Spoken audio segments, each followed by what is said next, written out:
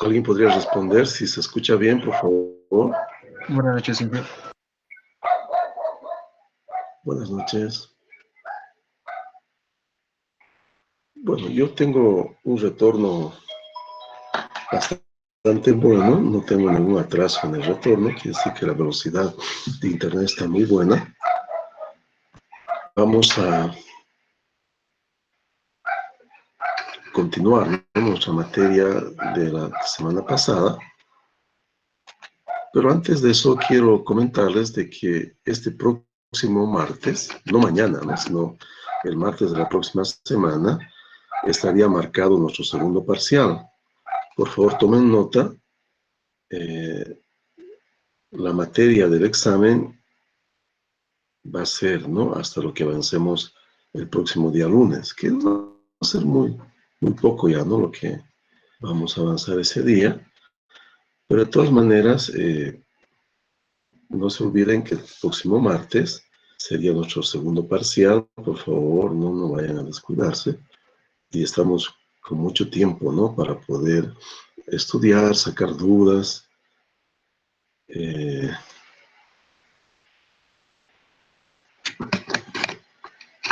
es lo que realmente necesitamos en el fondo, ¿no?, para que nos vaya bien en este examen?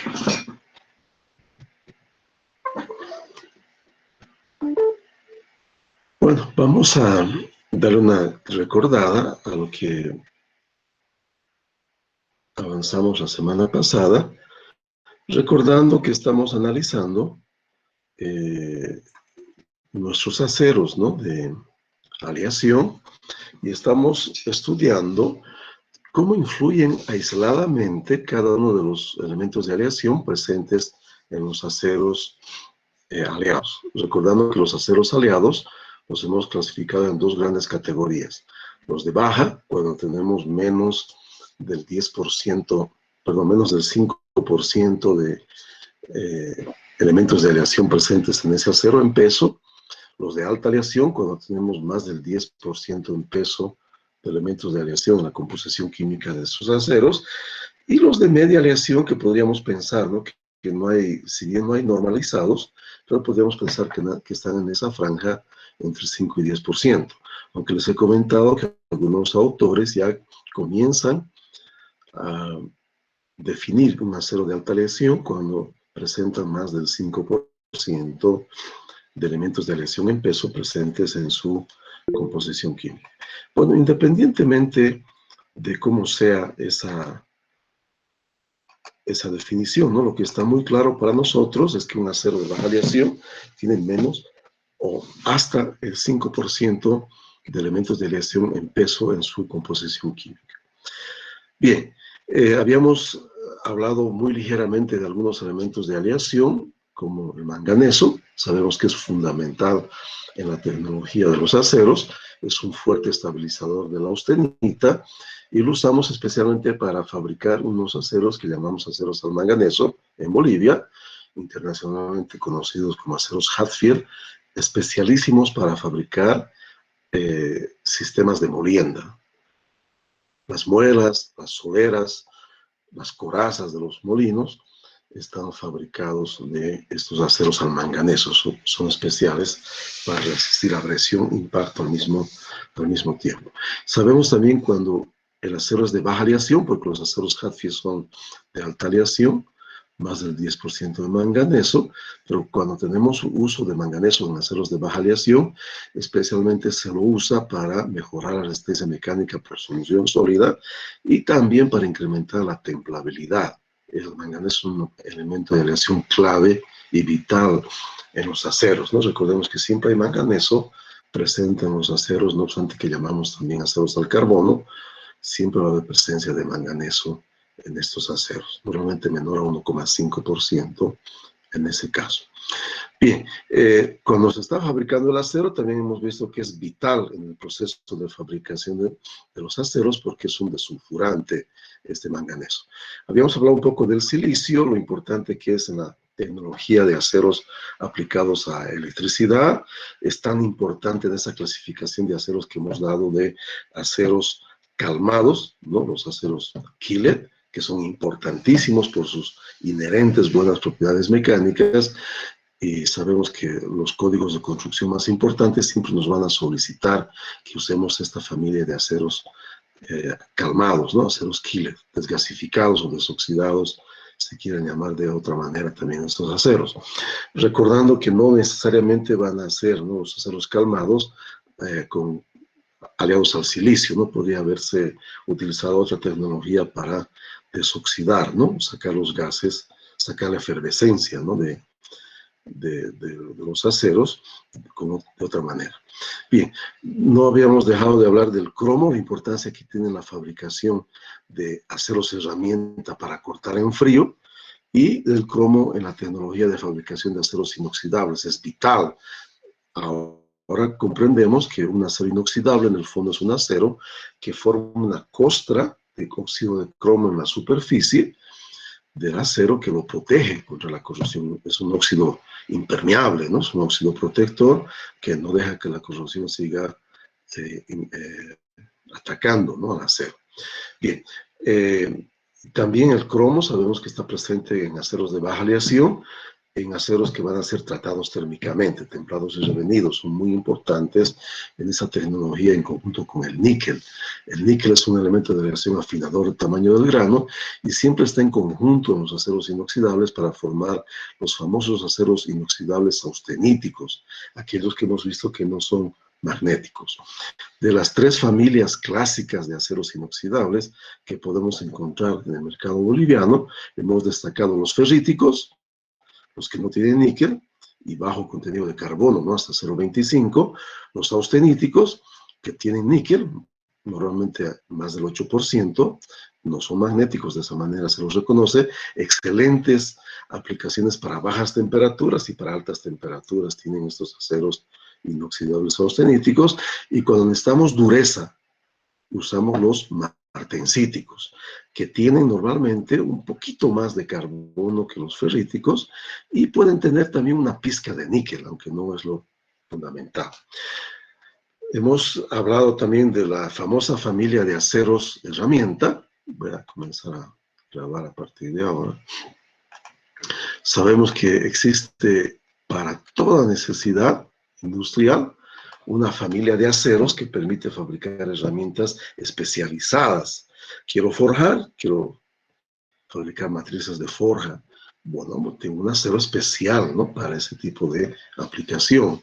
Aceros para forja en caliente. Quiero cortar la chapa. Vamos a recurrir entonces a aceros con alto contenido de cromo, más del 12% del cromo, más del 2% de carbono, para que sean ricos en carburos de cromo, pero estos carburos no son estables a altas temperaturas, por eso es solamente para cortar en frío. Quiero fabricar, qué sé yo, ¿no?, una matriz de plástico, vamos a tener, ¿no?, ya sea de inyección, de soplado, entonces vamos a tener un acero especializado para ese tipo de necesidad. Quiero fabricar, ¿no?, una llave de boca, de ojo, ¿verdad?, necesito alta tenacidad y muy buena resistencia mecánica, vamos a tener una aleación especializada para ese tipo de aplicaciones. Entonces, para cada necesidad industrial de herramienta, saben que en la industria estamos siempre usando herramientas y matrices, que es casi lo mismo, ¿no? Vamos a tener entonces un acero herramienta especializado. Y no podíamos dejar de mencionar la famosa familia de los aceros rápidos, donde hemos comprendido que estos aceros rápidos tienen a diferencia de los aceros normales, tienen algo que conocemos como dureza secundaria.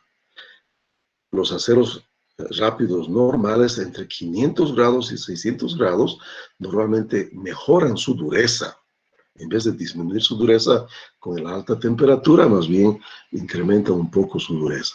Estos aceros rápidos, si bien ya no se usan tanto en alta tecnología de corte, todavía son muy frecuentes en Bolivia, porque la mayoría de las máquinas de arranque de viruta de Bolivia son máquinas del tipo convencional, no son de control numérico y tampoco son high-speed machining, ¿no? O sea, máquinas de alta velocidad de corte.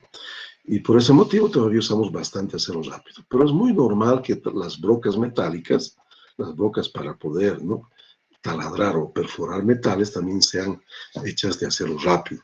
Por eso había dicho que la sigla, si bien no es una norma, pero que se reconoce con facilidad en ingeniería y en la parte tecnológica, es HSS, ¿no? Para ese tipo de aceros. High Speed Steel, ¿verdad? Acero rápido. Bueno, entonces había dos tecnologías para fabricar aceros rápidos, a base de carburos de molibdeno y a base de carburos de wolframio o tungstenio, que es lo mismo. Los de molibdeno son un poquito menos duros que los de tungstenio. Entonces tenemos esas dos familias de aceros rápidos. Y para ello entonces habíamos mencionado también que el molibdeno es bastante usual de utilizarlo como elemento de aleación en aceros finos para tratamientos térmicos, porque inhiben un fenómeno que se llama fragilidad del revenido, donde esperábamos no tener alta tenacidad y por un problema metalúrgico más bien obtenemos fragilidad, y pequeñas adiciones de molibdeno del orden de 0,25% van a mejorar, ¿no?, esa propiedad de los aceros que son templados y revenidos.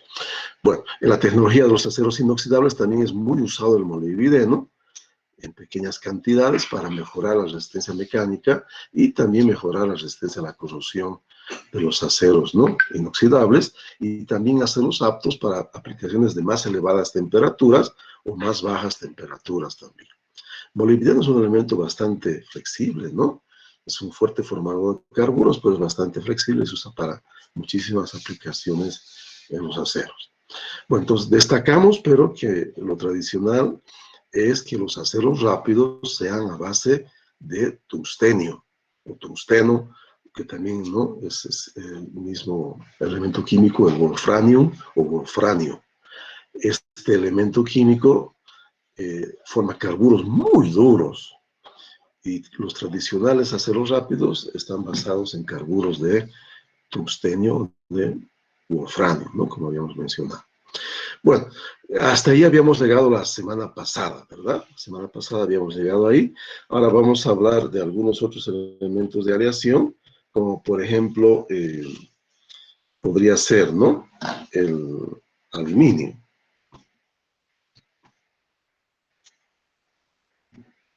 El aluminio es un elemento de aleación bastante frecuente en los aceros.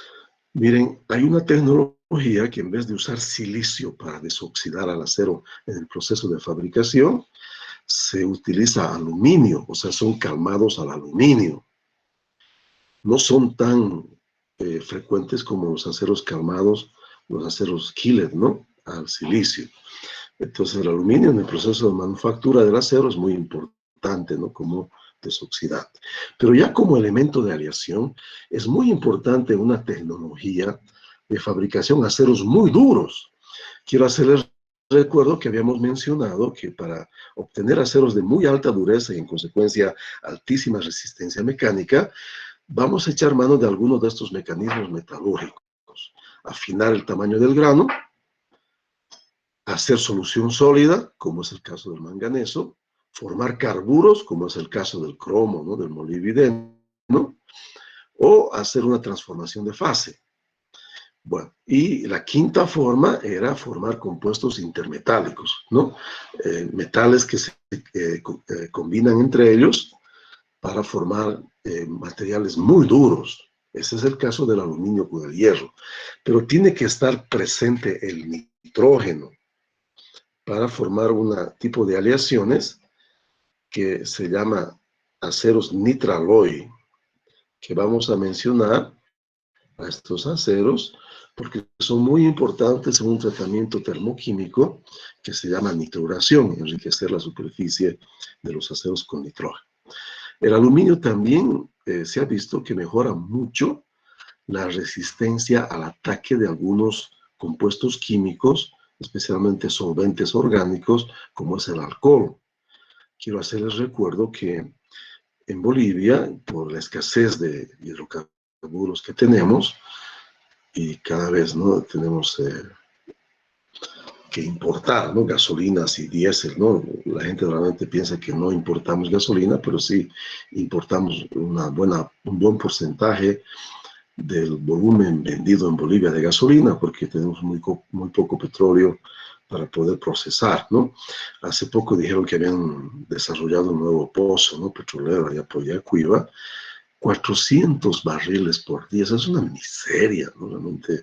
Es realmente un pozo muy chiquitito, ¿no? No es un yacimiento que vaya a salvar, digamos, la producción boliviana. Bueno, de todas maneras, pero miren, en las gasolinas ahora nosotros ponemos un porcentaje de alcohol. Cualquier gasolina que se comercializa en Bolivia tiene un porcentaje de alcohol. Eso es terrible, ¿saben? Para los autos medio antiguitos, ¿no? Normalmente todo lo que son, ¿no?, los sellos, las gomas, los materiales que usan, los aceros, son muy poco resistentes al alcohol, ¿no? Les va a afectar bastante en su vida útil. No es algo que los dañe inmediatamente, pero les quita vida útil. Bueno, pero los autos modernos ya tienen, ¿no?, esa tendencia a que las gasolinas siempre estén mezcladas con alcohol y no hay ningún problema, ¿no? Los autos modernos ya están pensados, ¿no?, para esa situación, ¿no? La mayoría de los países del mundo siempre adicionan alcohol a sus petróleos, ¿no?, a sus gasolinas para mejorar lo que se llama el octanaje, ¿no? Es una calidad del combustible, una forma de medir la calidad de los combustibles, ¿no?, para motores ciclo Otto. Bueno, pero de todas maneras, el aluminio sería entonces un elemento de aleación importante en esa tecnología de aceros un poquito más resistentes, ¿no?, al ataque químico de los alcoholes. Bueno, otro elemento importantísimo, miren, es el cobre.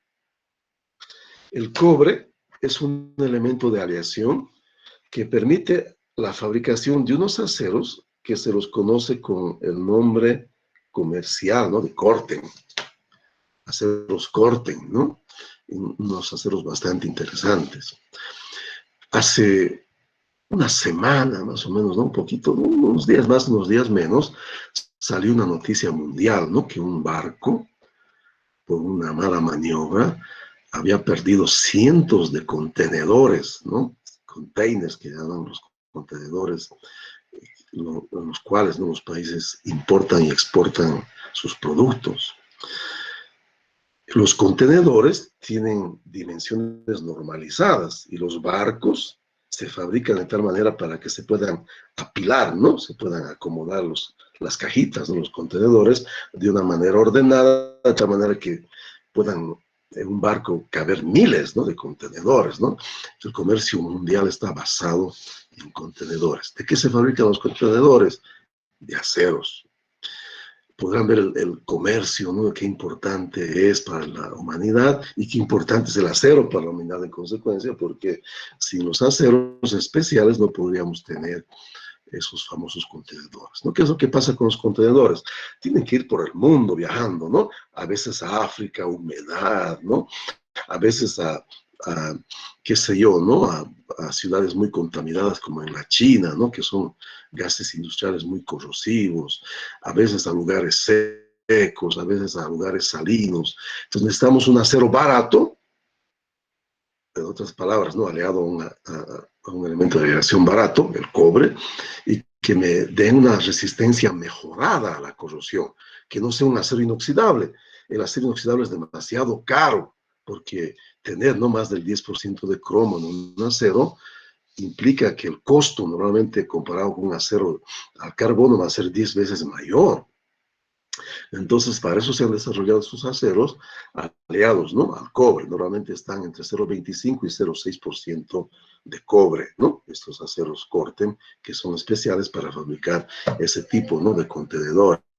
Si alguna vez han visto, ¿no?, unos contenedores, vienen con una apariencia rojiza, ¿no? Esa es la característica de estos aceros.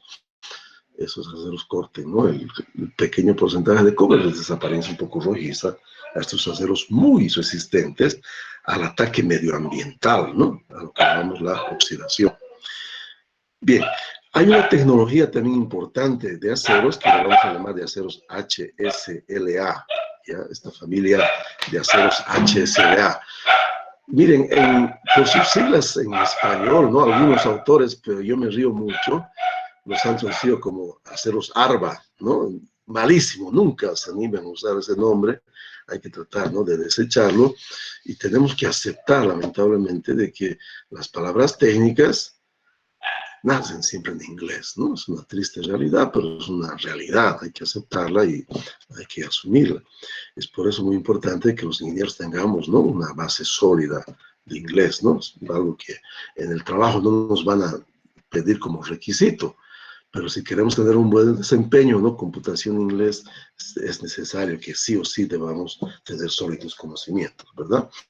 Bueno, entonces aceros HSLA serían, ¿no?, aceros de alta resistencia, baja aleación, ¿no? Low alloy, high strength, ¿no? Alta resistencia, baja aleación. Su propio nombre me dice, ¿no? Aceros de muy alta resistencia, pero de bajo contenido de elementos de aleación para que sean baratos. No van a ser aceros de alta aleación, que normalmente son muy caros, ¿no? Entonces, hay una familia de aceros HSLA desarrollados a base de cobre, muy utilizados en la industria naviera, ¿no? Bolivia, saben que no tenemos salida al mar, por las metidas de pata de agua también no la vamos a tener ya. Tal vez digan, no es interesante para nosotros, pues quién sabe, ¿no? Tenemos, como les decía a ustedes, muchos egresados de la carrera de mecánica de San Simón, ¿no?, que están ahí por todo el mundo, ¿no? Están ahí en varias partes del mundo trabajando. Y miren, ¿no? Entonces, esta familia de aceros HSLA, ¿no?, a base de cobre, son relativamente baratos, ¿no? Y tienen esas aplicaciones de resistencia al agua salina, ¿no? Por eso se utilizan en la fabricación de barcos, ¿ok?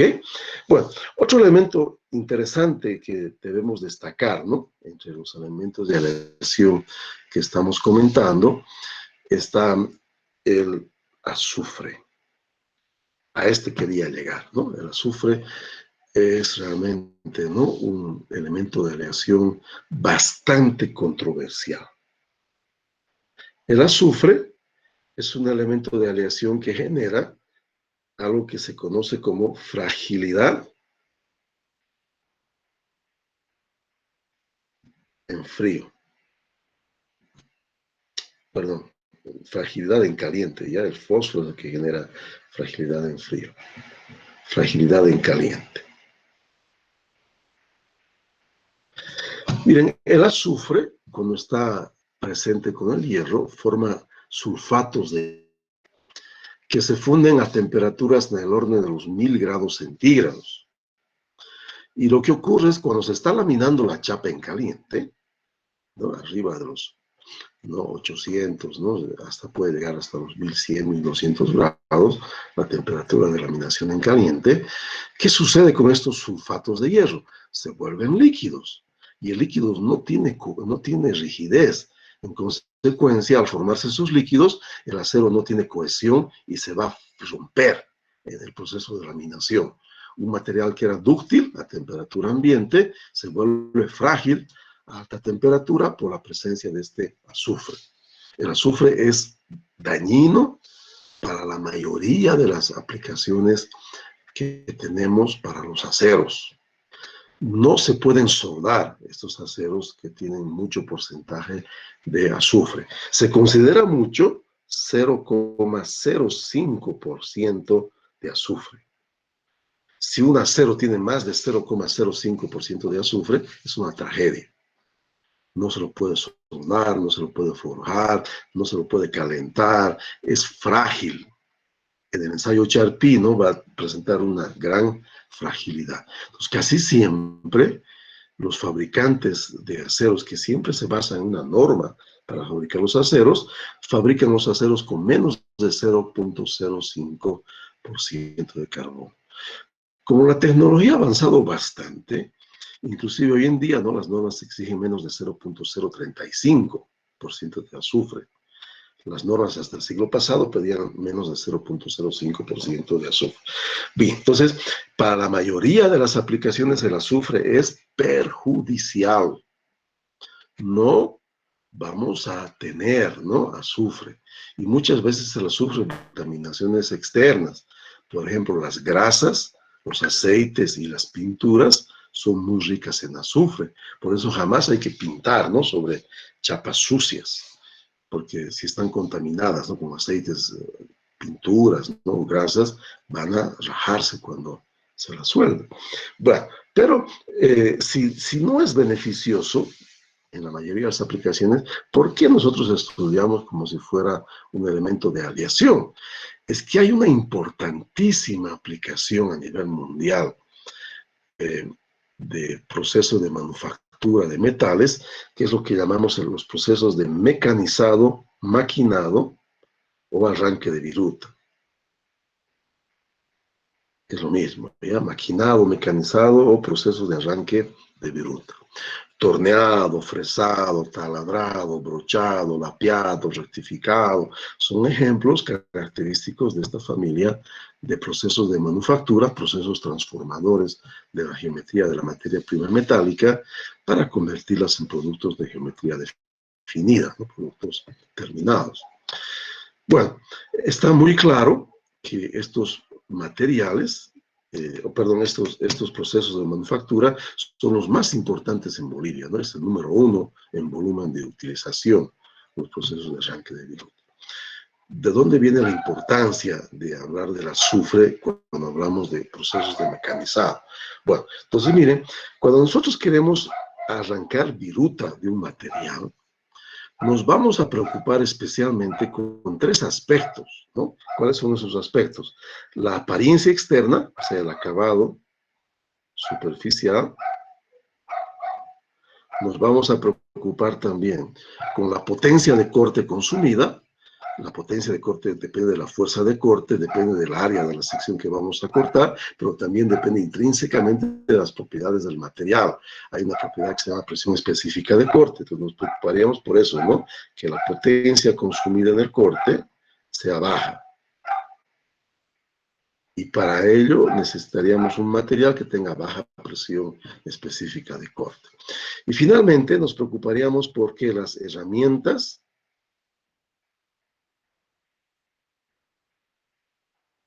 que usamos en el proceso mecanizado no se gasten.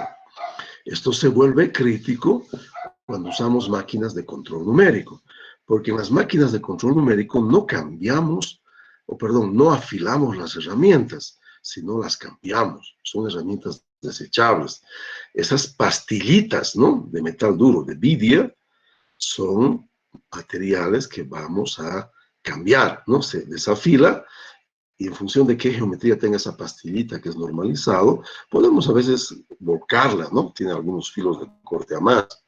Pero una vez que hemos agotado, ¿no?, hemos desafilado, hemos desgastado los filos de corte, la pastillita hay que desechar.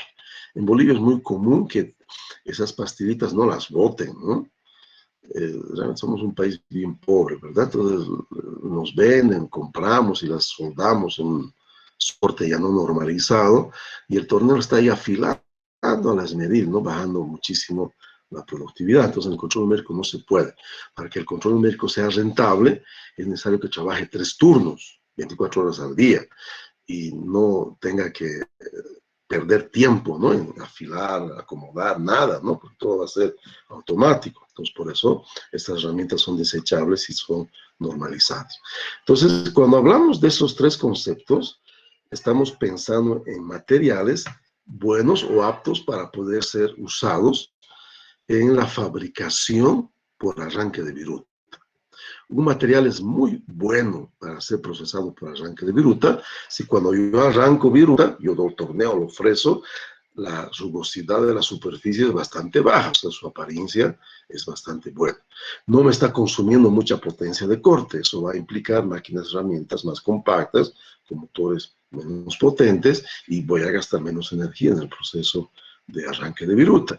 Y finalmente estaría ahorrando herramientas y siendo más productivo si mis herramientas no se me gastan, ¿no?, mucho cuando estoy torneando, fresando estos materiales que son aptos para poder ser mecanizados.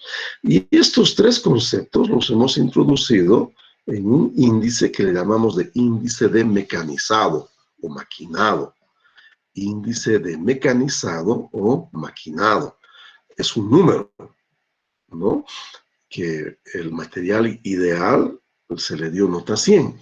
Con la tecnología tenemos materiales con índice de mecanizado mayor a 100 y tenemos materiales, obviamente, ¿no?, que son malos para mecanizarse, con índices de mecanizado bastante bajos. Pero entonces ese índice de mecanizado es un parámetro muy importante.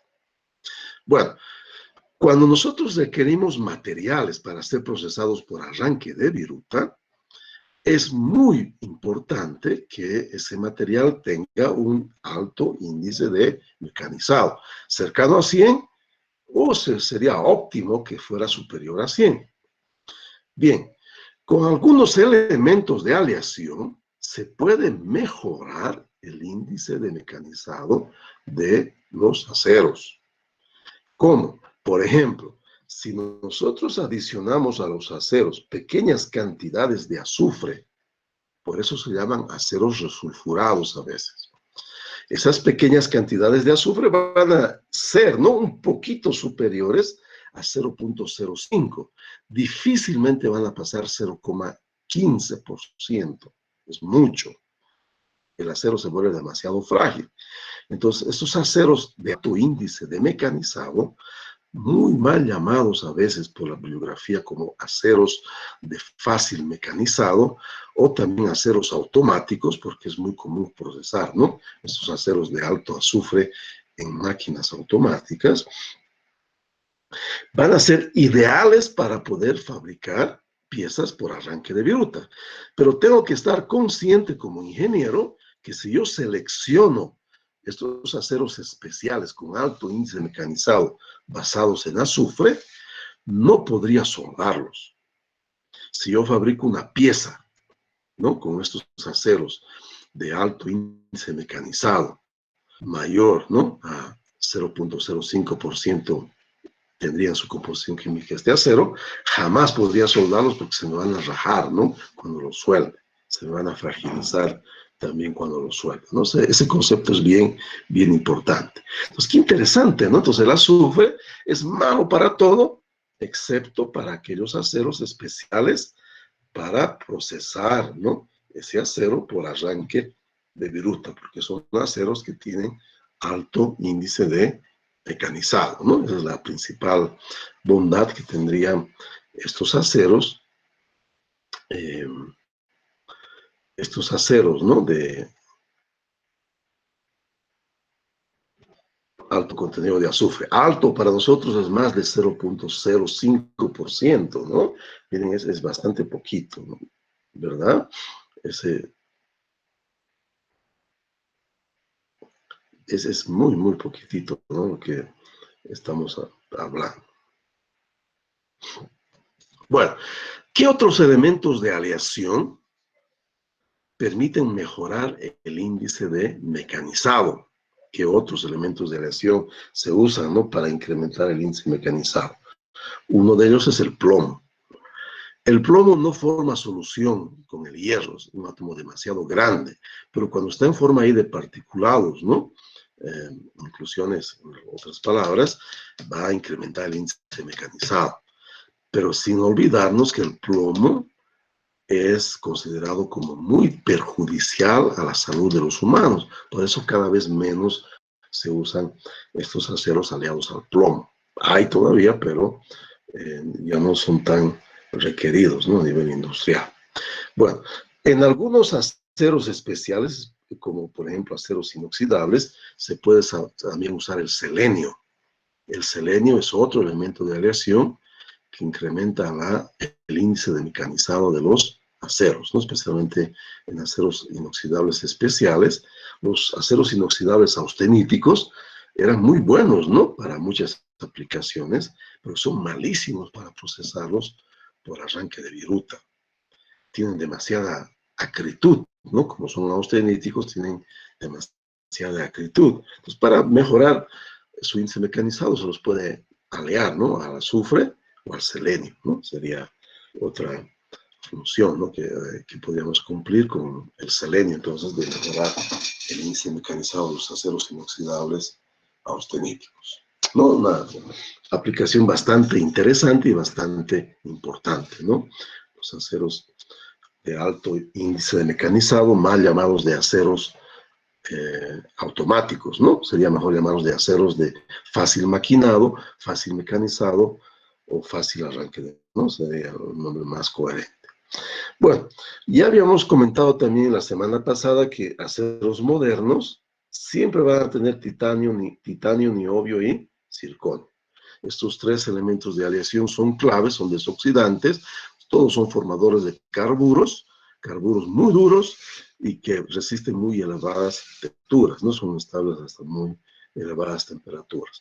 Aceros HSLA modernos de alta tecnología normalmente van a ser siempre aliados a titanio, niobio y circonio. Hasta el siglo pasado era muy común tener al vanadio como elemento de aleación. El vanadio es un afinador del tamaño del grano, igual que el níquel. Pero el vanadio tiene la desventaja de que perjudica muchísimo la soldabilidad de los aceros. Aceros modernos, por ese motivo, han dejado ya de tener mucha utilización del vanadio. El vanadio se utilizaba muchísimo en unos aceros famosísimos, que eran aceros cromo-vanadio.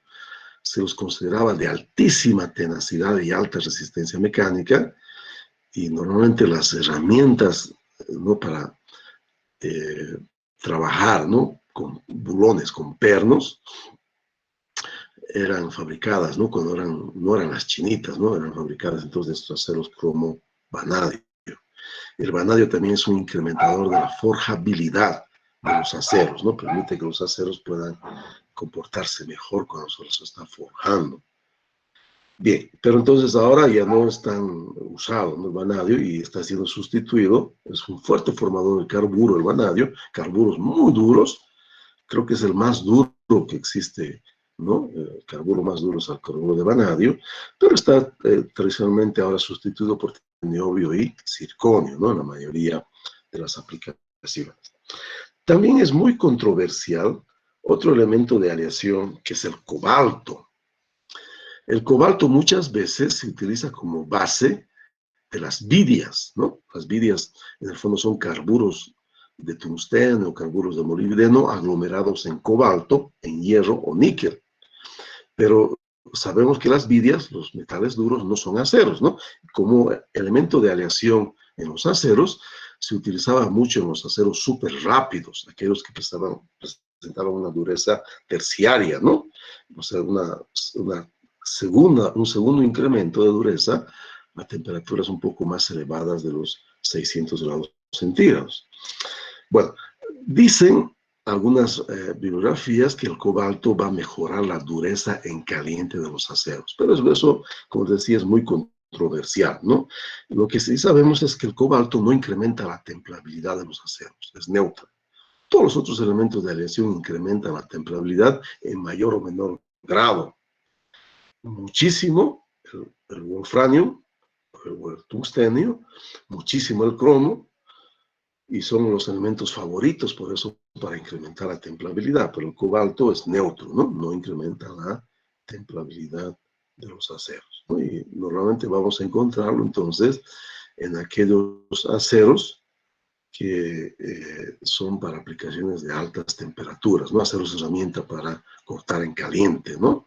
Como los aceros rápidos, por ejemplo, una familia, ¿no?, de aceros rápidos, ¿no? Está basada en la utilización del cobalto.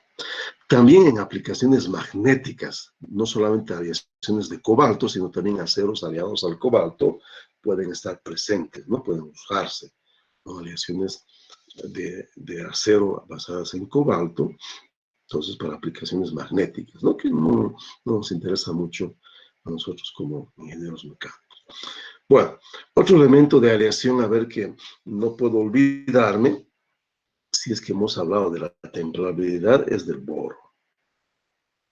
Miren, en porcentajes de 0,0001%, imagínense, ¿no? Cuando estábamos hablando de azufre, hablábamos de 0,05%, muchísimo ya, no mucho azufre. Aquí estamos hablando con 0,0001%, ya comienza a tener una influencia muy radical en la templabilidad de los aceros. Es el elemento de aleación que más incrementa la templabilidad.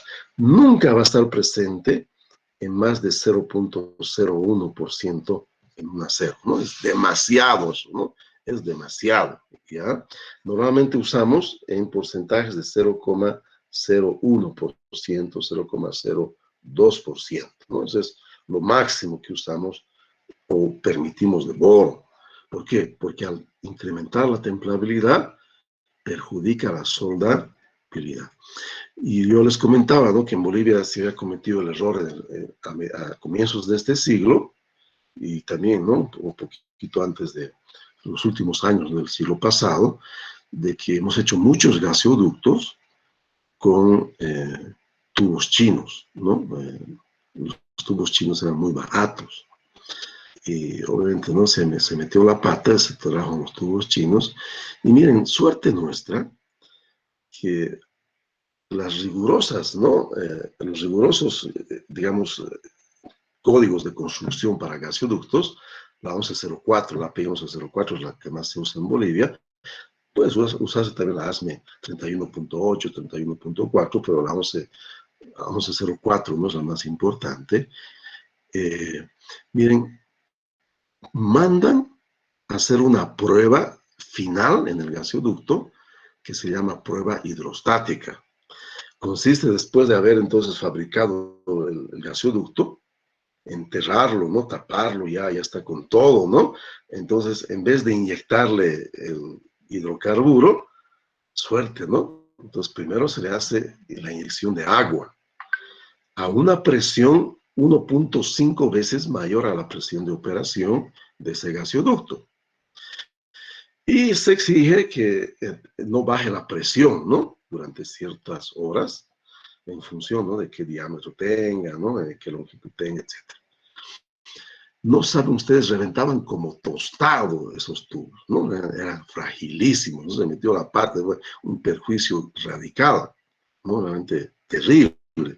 ¿Por qué? Porque los tubos chinos no es que sean tan malos, sino que, caramba, ¿no?, presentan residuales de boro. Parece que allá, ¿no?, es una impureza el boro. Entonces, cercanos a 0,005. Ya era demasiado, ¿no? Eso realmente es pecado para un acero. Va a ser demasiado frágil después de haber sido soldado. No es conveniente, ¿no? Entonces, hay que tener mucho cuidado con el boro en el caso de que necesitemos soldar, pero sí se acostumbra a adicionar pequeñas cantidades, el olorcito nomás de boro, ¿no? Pequeñísimas cantidades de boro, imagínense, ¿no? 0,301% de boro para incrementar la templabilidad, ¿no?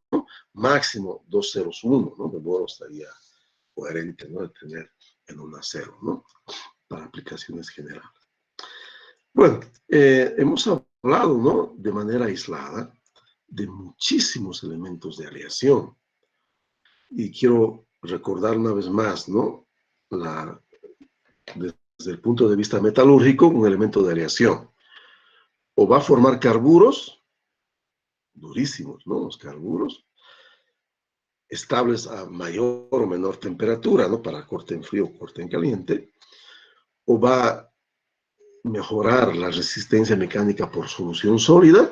Normalmente para eso usamos elementos de aleación baratos como el manganeso, o va a formar compuestos intermetálicos.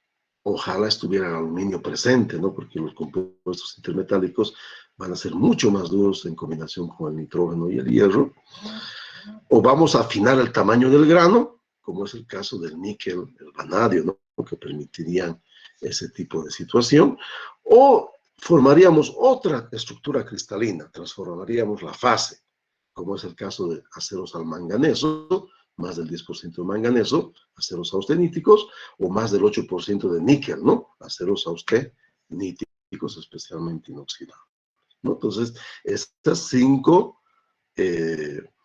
tecnologías usamos en los aceros cuando estamos pensando en poner un elemento de aleación para mejorar sus propiedades mecánicas, ¿no?, desde esa óptica. ¿Ok?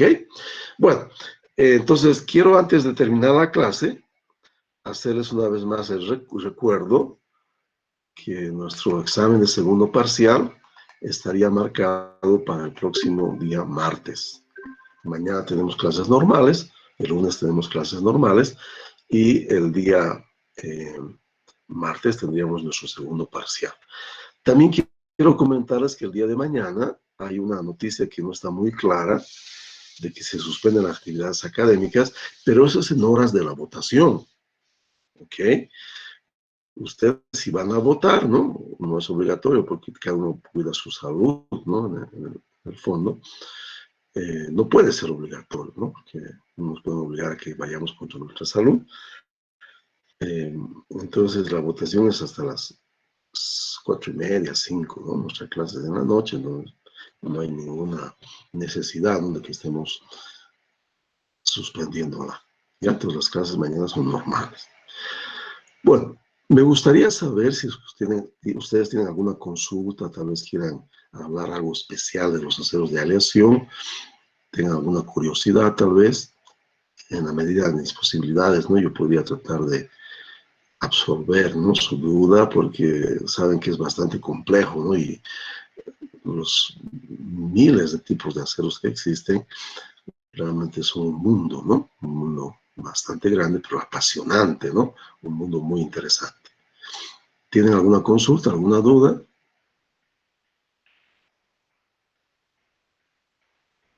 Muchachos, no hay ninguna duda, ninguna consulta. Inge, una consulta es un poco más que todo sobre curiosidad. Hace un momento estaba hablando sobre los tubos que se utilizaban, o sea, los chinos que se utilizaban para hacer ciertos trabajos. En el caso de que queramos transportar, qué sé yo, algún gas, ¿qué consideraciones tendríamos que tener o qué estudios tendríamos que tener? ¿Hay algunos estudios que hay que seguir? O sea, que están determinados dependiendo a la aleación y todo eso. Sí, claro que sí. Tu nombre es Milovan, ¿no? Es un nombre un poco raro. Claro que sí, Milovan. Mira, una vez más, ¿no? Ustedes están en una carrera, lamentablemente, donde la mayoría de sus profesores, teniendo algunas excepciones, ¿no? De los más jóvenes, pero la mayoría de los profesores antiguos, nunca han salido de la universidad. No conocen la triste realidad de cómo funciona la ingeniería en particular, ¿no? Siempre han sido solamente profesores de pizarra, ¿no? No conocen más que un libro y la pizarra, lamentablemente. Entonces, ellos no les van a transmitir cómo realmente se hace la verdadera ingeniería. Una vez más, ¿no? Cuando yo voy a hacer un proyecto, no voy a agarrar pues el librito de resistencia de materiales, ni voy a agarrar, ¿no? Mi librito de órganos de máquinas, ¿no? Elementos de máquinas, son pamplinas, ¿no?